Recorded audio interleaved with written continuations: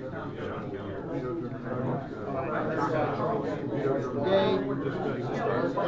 All right, thank you everybody for coming today. I appreciate it very much. Folks, thank you very much. Everybody. That's all right. Thank you everybody very much for coming. Ken and I appreciate you taking the time this morning out of your busy days to come and support him. It is Ken, supervisor for Leesburg District, and his run for re-election of the Board of Supervisors. We'll go ahead and get started now. If everybody please rise, we'll do a brief invocation and pledge, and then go ahead and get going. Thank you, Lord, for bringing us here today, that we may live in a country where we may freely express our political opinions, that we may gather freely such as this. Lord, bless our troops serving overseas. Lord, guide our elected officials and give them wisdom. And Lord, please bless the food before us today. In your name, amen. Amen. I pledge allegiance to the flag of the United States of America and to the republic for which it stands, one nation, under God, indivisible, with liberty and justice for all. Thank you very much. I'd like to also, before we go ahead and have a seat, we're good. Go ahead and have a seat. Thank you very much. Also like to recognize our sponsors today who helped make this event possible. We have with us John Andrews of Andrews Community Developments. John, I believe you're here. Thank you very much. We have Bauman Batman Kelly. I'll probably get the name wrong. He's not here. He's not here, but thanks to him, Batman Corporation. Phil Canada, Lansdowne Real Estate. Is Phil here? I don't think so. Tom and Linda Medaglia, sponsors. Vito Germanario and Khalil Ruhana of Glass Projects Resource US. Vito is here. Thank you very much. Greg Phillips and Harold Fuller of the Tire Shop. Tom Toth Financial is here today. Thank you. Mark Serrano of Proactive Communications. Kristen Spack, Amber Creek Vineyards, and James Weitzman of WCRW AM 1190. So thank you all to them for helping to make this event possible.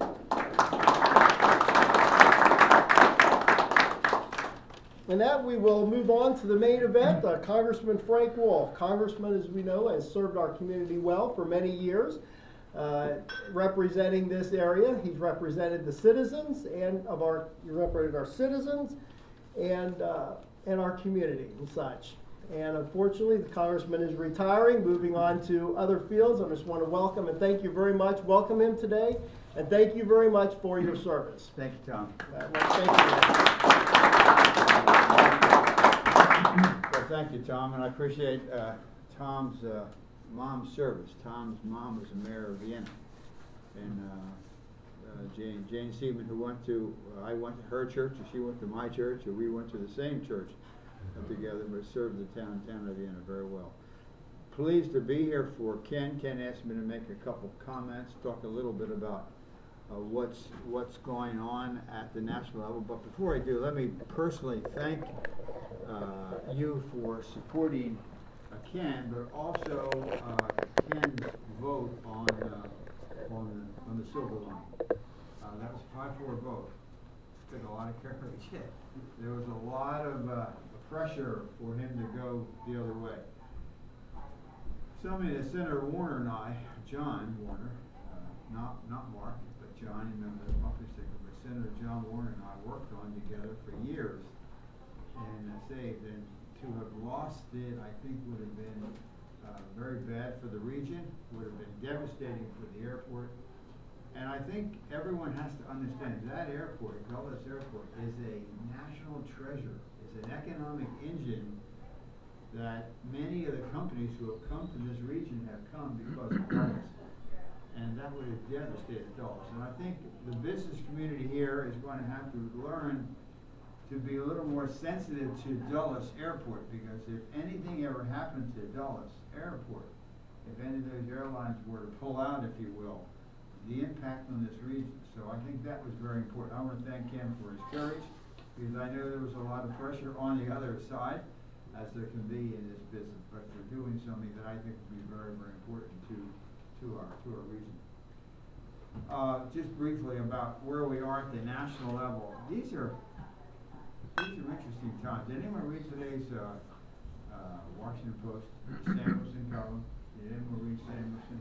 Got it too early, actually. Samuelson has a pretty incredible column today about the cuts that are coming and where we are with regard to the military and where we are with regard to entitlements. When you look on the out years, right now, our debt is roughly $17 trillion. By the year 2020, 2021, the projection for the deficit and the debt will be 22 to 23 trillion dollars. No great nation can withstand numbers like that. Now, I was proud. I was one of the ones that voted for what they call the Ryan Mary or Mary Ryan. Ryan being Paul Ryan and Mary being Patty Mary, on the budget agreement that passed that kept the government running. It ended sequestration, eliminated it for 2 years, and did a lot of amazing things. But the good news is it was very successful. The bad news, it literally collected every spare coin around. It literally, all of the savings in order to put that package together, it was almost like it went down into the couches and found the coins and all the coins in your car and everything, and to come together to make that. 2 months after the Congress did it, they reversed much of the action. One of the major things in there was they changed the COLA, the cost of living adjustment, for military retirees between the age up to 62. No one got a pay cut. No one got a COLA cut. But it changed how you compute the COLAs, because if you retire from the military at 45, you generally go out and get another job. So it changed the COLA, and then there was a catch-up at age 62. 2 months after the Congress did this courageous thing, it reversed itself and went back and extended the sequestration for another year in order to do that. Now, I understand why some of the veterans were upset, but what the Congress should have done is the same thing it did for veterans, it should have done for all of the entitlements. And because when you look at where we are from an entitlement point of view, when I go into high schools, and I try to go into all the high schools once a cycle, when I ask the young kids, how many of you believe the Social Security system is sound and will be there when they retire, in the last 5 years, only 2 kids, one from Hamlin High School and another one from into Fairfax, raised their hand saying that they believe the Social Security system was sound and would be there when they retire, and yet they know more than what the president knows and what the Republicans in the Congress know. And so when you look at where we are economically, we now pay $4.5 billion a week on interest on the debt. That's money that can be used for cancer research, Alzheimer's research, autism research, infrastructure, and put it into the educational system and doing things. And 10 years from now, assuming the interest rates will stay level, we're not sure that they will, we'll be paying $16.5 to $17 billion a week on interest, which will mean the interest that we will be paying out will be over $1 trillion, and the interest we will be paying out will be actually larger than the amount of money that we're spending on a defense program. And lastly, to kind of end on that whole area, and that's why I think you ought to read Samuelson's piece today. This administration, hopefully not with the approval of Congress, but this administration is cutting back defense, that we are going to go back to the military level of 1940. Before World War II. And as Secretary Gates said, if you saw him on the news shows lately, he was saying the one thing we have never gotten right is we have always been wrong on the projections of where the next problem comes. After World War I, we cut back. After World War II, we cut back. After the Korean War, we cut back. After the Vietnam War, we cut back. And now, when you look at the world, how destabilized it is, radical jihadists taking over Syria right now. You remember from the Bible where Paul meets Jesus on the road to Damascus. That road to Damascus would be very tough, if not impossible, to travel. You have radical jihadists. You actually have 50 to 70 Americans with American passports that have gone to Syria to kill people. You have 7,000 jihadists from England and France and Norway and Spain and places like that. That place is unraveling. Pakistan has nuclear weapons, and if you look to where this administration seems to be going on Afghanistan, the potential for those nuclear weapons falling into the wrong hands. Just look around the world and to see the military reducing itself by that number.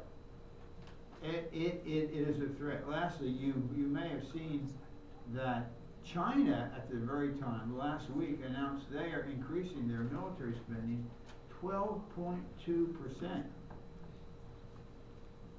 So we have some problems. The last thing I want to end before I introduce Ken. Neil Ferguson, if you get a chance, you ought to read his book, Civilization. Neil Ferguson is a professor at Oxford, and he also teaches at Harvard. He said when great nations decline, they decline rapidly. It doesn't take hundreds of years. It goes relatively fast. And if you look where our nation is, we are not in decline, but we are facing decline. Very few items are now made in the United States. This debt that we have, the deficit that we have, the entitlements are running up. No one's willing to fix the COLAs with regard to any of these other things. Our military is in decline. You're seeing all the problems. So we need leaders, and we need, to kind of deal with these things. I believe the best way to deal with this was something like the Simpson-Bowles Commission, was basically puts everything on the table. And I think the American people are actually ahead of the political leadership. I've been for the Simpson-Bowles Commission recommendation for 4 years. That basically said we put everything on the table. Everybody's prepared to sacrifice. When I think the sacrifices of my mom and dad during World War II, and the sacrifices that many of you have made, and the sacrifice that your parents have made, and yet for some reason the nation, the political leadership does not want to kind of deal with this issue. Here, I believe, and I say this unfortunately, seeing where we are, and of course my wife and I, we have 5 kids, we have 16 grandkids. 16 grandkids, 16 women, and I really worry about the future of our nation. If we don't deal with this debt and the deficit, we're going to have a real problem. In ending, I appreciate you being here, and I want to be here because I want to thank Ken for his work on the Silver Line. As the Silver Line failed, I think the economic implications for the airport and for our region would have been devastating. So, Ken, thank you publicly. I appreciate what you've done there, what you've done for the Leesburg, what you've done for Loudoun County. I love, and of course, as you know, I'm not running again, so hopefully you always believe everything I say, but I have never said anything to get elected, but I love Loudoun County. Loudoun County, I ran for Congress in 1976 and lost, but I carried Loudoun County. I ran for Congress in 1978 and lost again and carried Loudoun County. And in 1980, when I won, I barely won. I squeaked by. It was about 9:30 or 10 o'clock at night. Bryn Mawr precinct came in, and Tom Davis was there. And Tom Davis told me that I had won if I carried Bryn Mawr precinct. the deciding vote, the margin for me winning, and that has given me the opportunity to serve in Congress really came from Loudoun County. So I appreciate what you've done for Loudoun County. Loudoun County is a great place to live. I have a daughter with 4 kids that are around here. I want to keep Loudoun County, you know, the way it is. It's a great place. So I appreciate your service to Loudoun County. With that, I'll turn you over to Ken Reid. Thank you very much.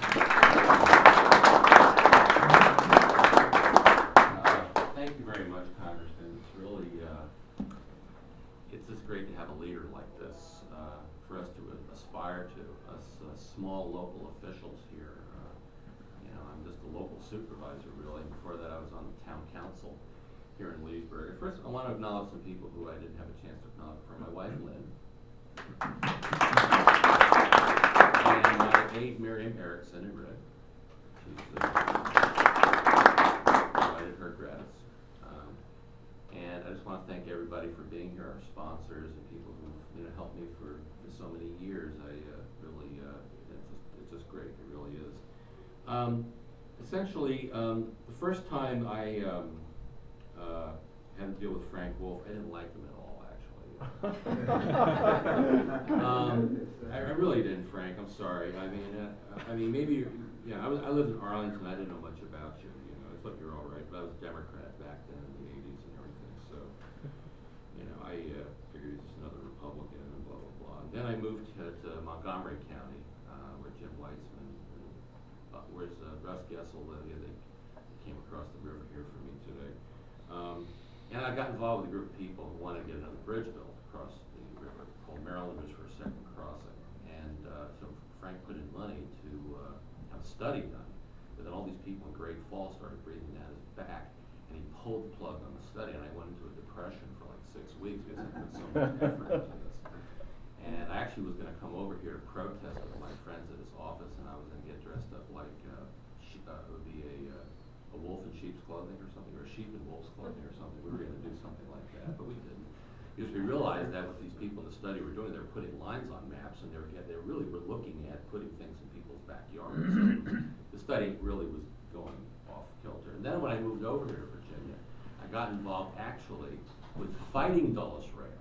Okay, I was involved with 2 commercial property owners, one fellow named Tom Hurst, a Democrat, another fellow named Chris Walker, who was really more of a libertarian. And so, you know, I didn't like Frank at all because he was getting all this money for Dulles Rail, and I thought Dulles Rail was going to raise tolls and blah, blah, blah, and this and that, you know. And then when I got involved in Leesburg, I ran for Leesburg Town Council in 2006. I actually won by, I think, 31 votes, so that's pretty narrow. And it was like a 9-candidate field. And so here I was in a local council, but there were problems here in Leesburg. Like, for instance, I lived in a neighborhood that was pretty much landlocked. We only had one road out.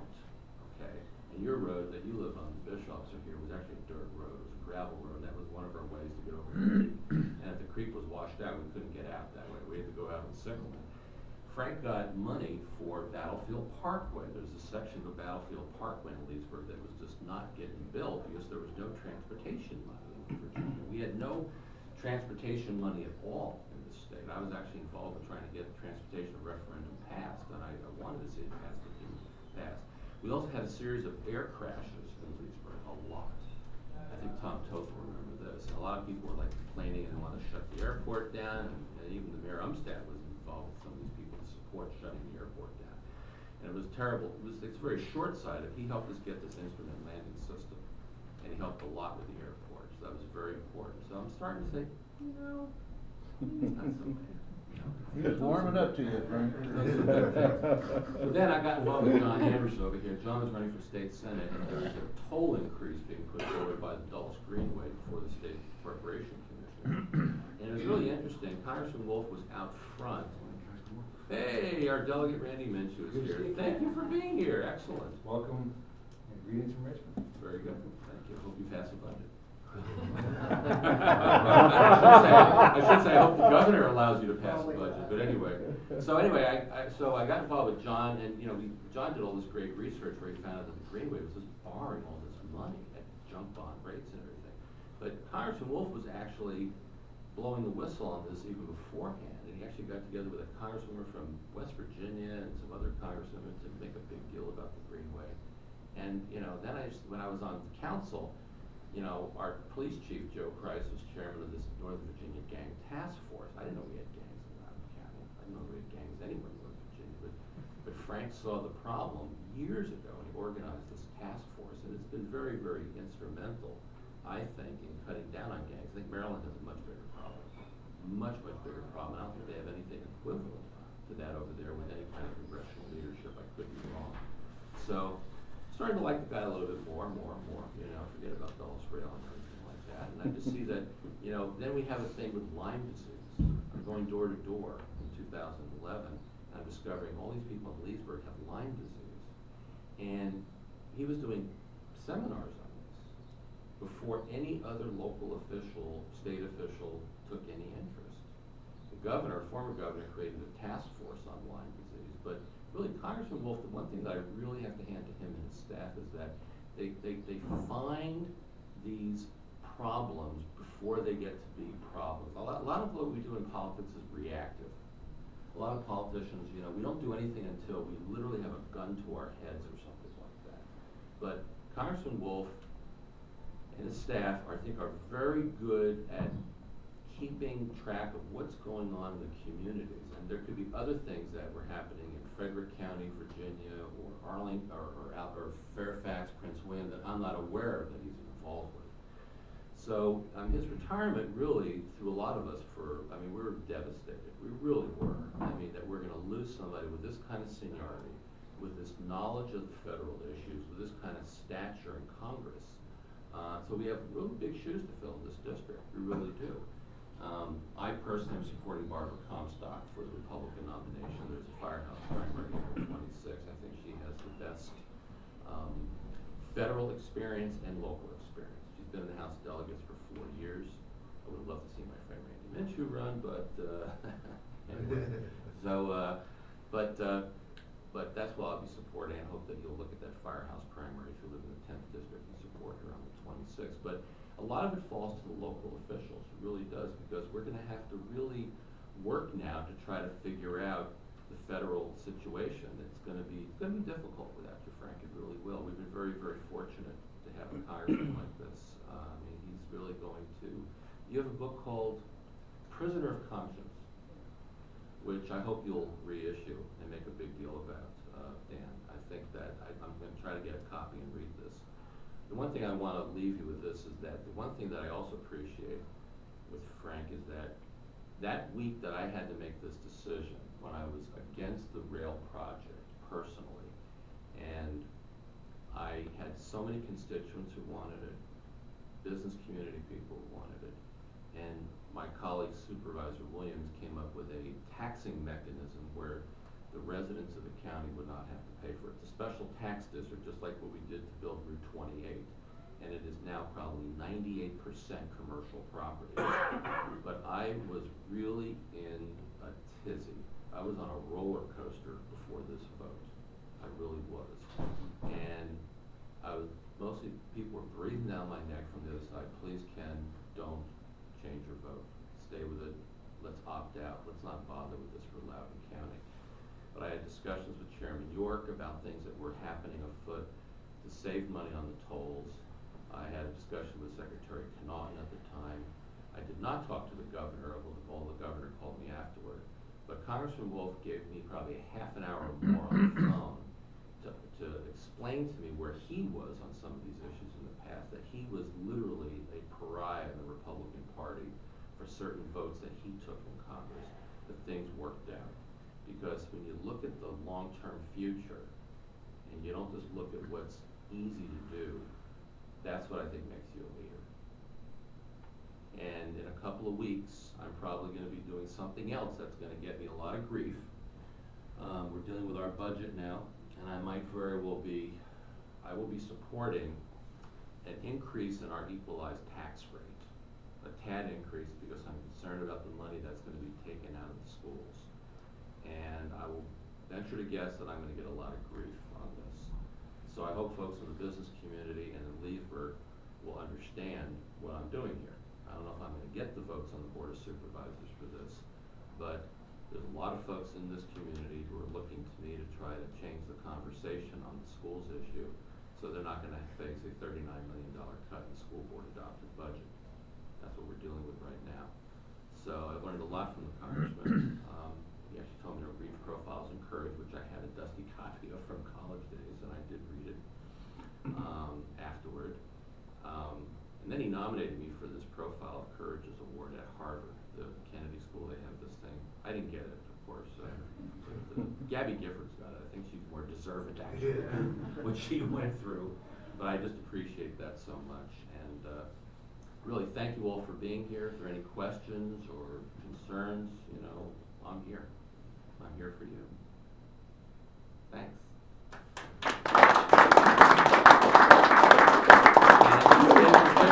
Want to get a picture of the congressman or get some more Danish or coffee? It was now coffee, I understand, so we can do that. Thank you very much. You want to say something, Randy? Hold it. He is a politician and he's got a captive audience. First of all, no one wants to get between a group of morning business in the room between coffee, so please do that. But first, I can tell you a lot about Richmond, but let me say something about Ken Reid. That's why we're here. I'll quote Will Rogers, who great Democrat, who once said, "When you're talking from the heart, you don't need prepared remarks." I've known Ken for 20 years. Matter of fact, some people give me credit for convincing Ken to cross the Potomac. Come here from, is it 30 years, Ken? Who's counting? Okay.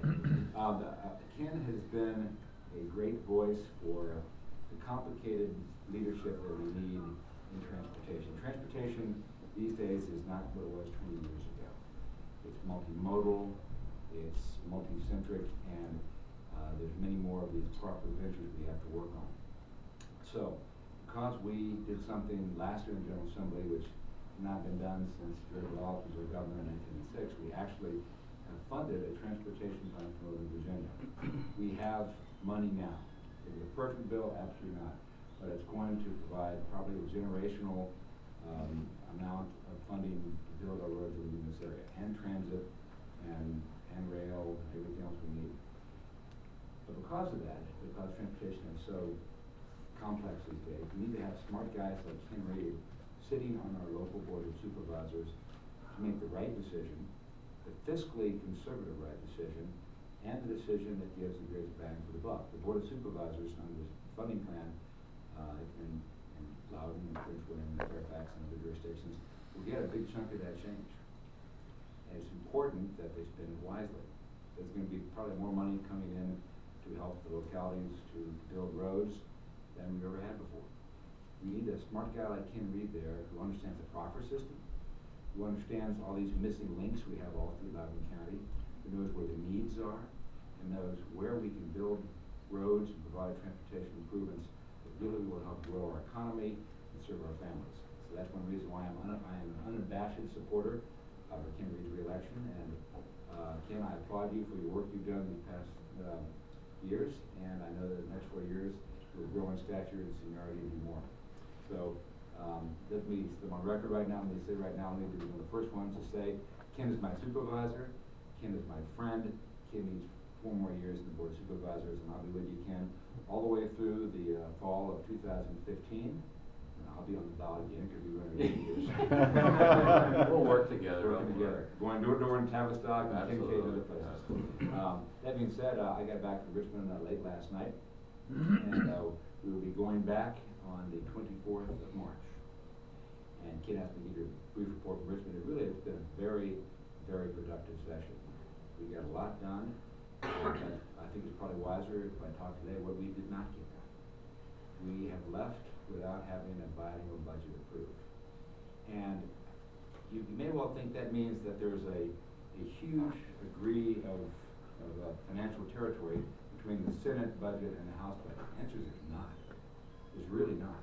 There's probably $7-8 million between the two budgets. Money's not the issue at all. I think it's less than 1/10 of 1% between the two budgets. So the question can be asked, why do we not have a budget approved? One reason. one reason only. There have been, our governor and the Senate have said, even though we're essentially there on the money, the governor wishes to have the issue of Medicaid expansion that they've called Marketplace Virginia, which is kind of a hybrid insurance program, included in the budget. And the House, in which I serve, has respectfully said that's an important discussion we have to have, but let's not hold the budget hostage for that. Let's approve the budget, get that done, and then have a special session when we can really get into this complex issue. Now, the Senate has proposed a version of Medicaid expansion that is not really Medicaid expansion. It may have some good attributes in it. Came out of a citizen person by the name of John Watkins, who said, let's work up, instead of just opting into Medicaid expansion, let's create an insurance program, an insurance pool that can be drawn upon to serve and fill this so-called coverage gap. That's the people who currently are on Medicaid right now and up to 138% of poverty level. And that may be a good idea. It's complex. The bill's about 60 pages long, and that's an important enough issue that it deserves a special session in its own right, where we come down there, we don't worry about anything, we just get into the weeds intellectually on whether or not this hybrid version makes sense. But to tie it to the budget is a really bad mistake. And I think it was Mark Twain that said, history doesn't repeat itself, but it rhymes. I think that's true. What we see now is something very similar to what Congressman Wolf and Congress had back in the fall, when there was a shutdown of the government based upon some budgetary issues, debt ceiling or whatever. I worry that may happen in this time, that we basically need to approve the budget, get that on, and then go forward. Because Virginia, I will tell you that Virginia does not have this dichotomy between essential employees and unessential employees. Doesn't happen. If we do not have a budget approved by midnight June 30, there is a real shutdown. The prison guards at Red Onion are going to be working on IOUs from the governor like they were in the Civil War. It's that bad. We can't get on deficit financing. We're a balanced budget state, and even long before that deadline, we need to let Ken and his fellow board members know how much money they can anticipate coming back for schools, so they can set the tax rate. We're already behind the curve on that. And we're not getting any money for cost to compete that much because the governor didn't put any money in, so you guys had to step up to the plate. We did. And we're getting $900,000, which is one of the reasons why I'm concerned about a $39 million cut in the budget here. So anyway, sorry. No, you're actually right. Every year we have to fight for that cost to compete. One of these days, Ken, I'd like to see a structural dynamic put in place where we don't have to do budget amendments to get that cost to compete in. That's a topic for discussion. So anyway, the message I'll say from Richmond is really very simple. To me, the issue is not really right now, should we do Medicaid expansion or should we go for this Senate hybrid program they call Marketplace Virginia? That's the issue that we get to after we do the budget. So the message I would give you is convince those people, the governor, the senators, and even my fellow delegates in the House, decouple the budget, approve the budget. You're essentially there on the number. It's a good structurally balanced budget. Then we'll get into this complex issue of Medicaid expansion. So you'll be hearing a lot of rhetoric going around, but again, the key message is approve the budget, get it done. Let Ken and people who serve in local government know what they can bank on for transfer payments from Richmond for schools and roads and sheriffs, and then we'll get into the other issue. With that, Ken, thank you for your work. I'm glad you're around again. It's great to be home from Richmond. You know, we're citizen legislators down here, so I come home on a Saturday with my laundry and try to Takes my calls on touch base with my community. But we're back for 2 more weeks, and of course, the next 2 weeks I'll be, getting back involved in my Boy Scout troop and friends in local government and church and my law clients. But it is really an honor to serve in Richmond. This year we had a very productive year, but we'll talk about that later. With Ken, Congressman Wolf, I echo the remarks of my friend Ken Reid. As a recently graduated high school student, we met you back in June of 1976 and worked on your primary that year. It has been an honor and a blessing to have you as our congressman. We will miss you, but we're not going away. With that, Ken, I yield back to you. That's all right. Thank you very much.